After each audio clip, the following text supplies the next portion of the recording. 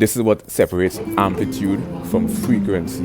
When it comes to sound, if we analyze, we take a physics analysis of sound. Now, frequency now, it is based on pitch, cycle per second, so name that to hertz.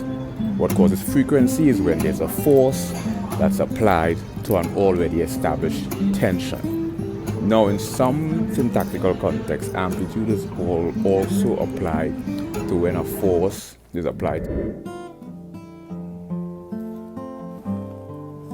see that?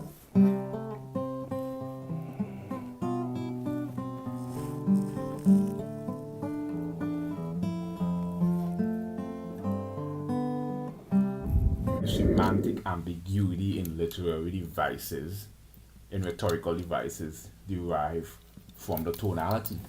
You know, like a sarcastic statement, or a condescending statement, or an ironic statement. You know, we tend to notice that a condescending statement